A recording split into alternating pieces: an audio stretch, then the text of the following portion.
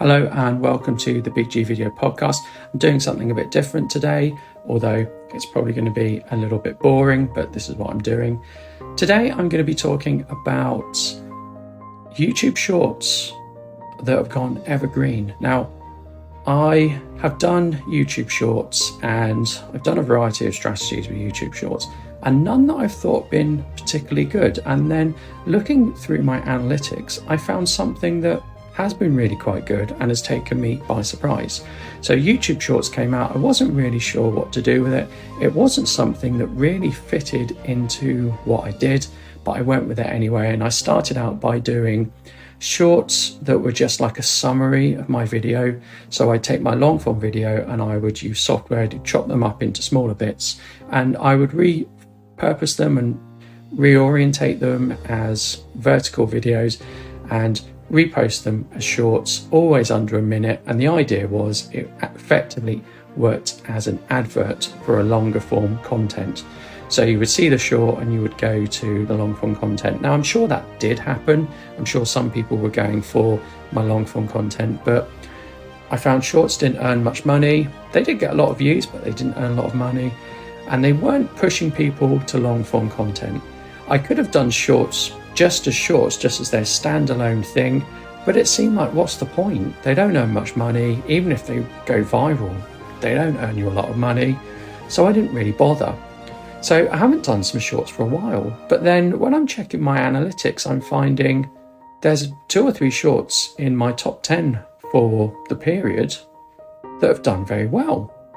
And these aren't things that I really expected. They're things like the Insta360 Go 3 versus the Insta360 Go 2. They're things like, this is a lens cap for a Olympus TG6 camera.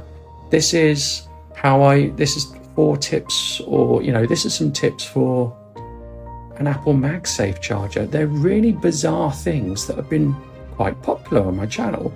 So I did them initially and just forgot about them. But then I've noticed they've become more evergreen, and I'm getting close to 1,000 views per month on some of these things, and I made them years ago. So I am surprised by them, and it has sort of reinvigorated or made me reassess how I use shorts. So I might start making some content just for shorts, and certainly I might start doing some, posting more shorts, posting more conversions of long form into short form content. It is a bit of a hassle. There are tools that do it for you, and I've discussed those many times, but they're not brilliant. They all have a bit of a shortfall, and for whatever reason, my content just doesn't seem to be chop upable, or doesn't seem to lend itself to being chopped up and put into shorts, but there we are. So I'm going to put on screen some of those videos that have done quite well in shorts.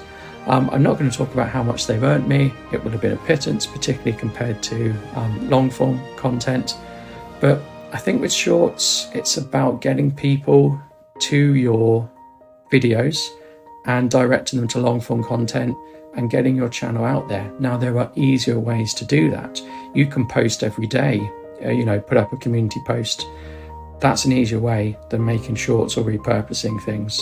And I've started posting every day where I can, and hopefully that's getting my channel out there, and that's keeping me relevant and keeping my subscribers, there's Big G Video and things like that. I'll just see what he's doing. That's a lot easier than doing shorts, but it's really difficult to tell if that's actually achieving anything. At least with shorts, you do get quite good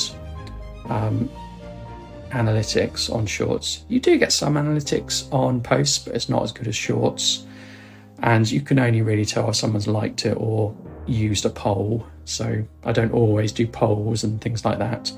I tend to do like an image and see where that goes, rather than just putting out a piece of text. Maybe I'll start doing BTS and doing that as shorts and doing that as posts, but we'll see. So I started off talking about evergreen posts. Evergreen shorts, I should say. I've gone into talking about posts. Ultimately, I've only ever seen shorts as a way to get new people or bring interest to the channel, and it's much the same as doing posts, really. That's the aim of doing posts. Keep people informed, get them into your channel, and really promote videos. So that's that. I want to talk about my videos this week. Well, it's not this week because I haven't done a post for a long time. So I would say, I'm not even sure it's this month, but my most recent videos since I last did this podcast episode. So the first video I made was a retrospective of the Canon PowerShot Zoom. The Canon PowerShot Zoom was a very good idea by Canon, but I'm not sure it's commercially successful. It's also very expensive for what it is. It's effectively a digital monocular that can zoom into 100, 400 and 800 millimeters, or 35 millimeter equivalent of those. And you can take photos and record video.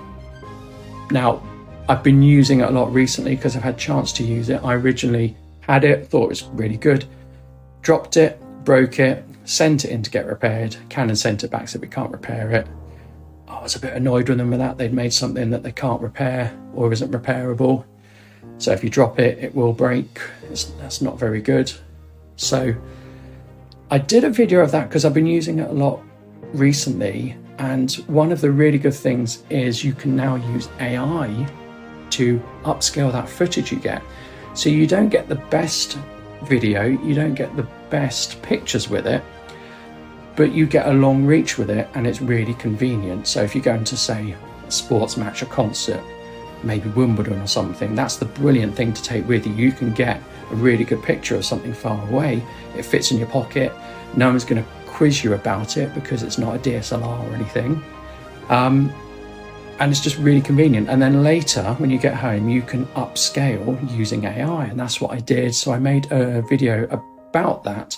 I took it to a concert with me in the Royal Albert Hall, and I got some really good footage once I'd upscaled it with AI. Next video I did was talking about the ShiftCam 16mm lens. I understood the purpose of that lens, but actually I don't think it lived up to the hype. So it was quite a critical review of that, especially with how much it costs. So do check that out. I'm not going to say much more really. It wasn't a brilliant piece of kit, and it costs a lot of money. So I want people to know about that. And sticking with ShiftCam, my next video was about problems with the ShiftCam system. So the phone I'm recording this with at the moment has a ShiftCam case on. I haven't bothered putting a ShiftCam lens on, but I could. But there are some disadvantages to using the ShiftCam system. So, you know, everyone goes on about how great their product is. No one really talks about disadvantages. In that video, I talk about the disadvantages of using the ShiftCam system. My next video was a review of Viju Q1, which is the new feature and new model from Viju. It was a sponsored video, and I really enjoyed creating lots of really good AI video using Viju. That was really good.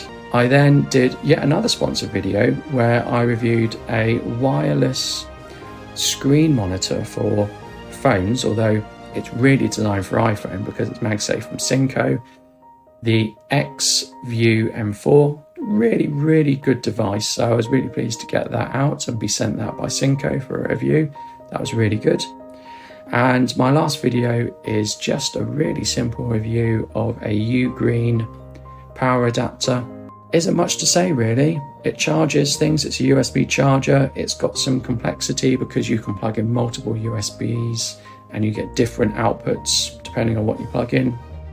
But I think it's going to be a really popular charger, so I was really pleased to review that. So anyway, thank you so much. Hopefully I'll be doing more of these podcasts, and hopefully I'll see you soon. Thank you. Goodbye.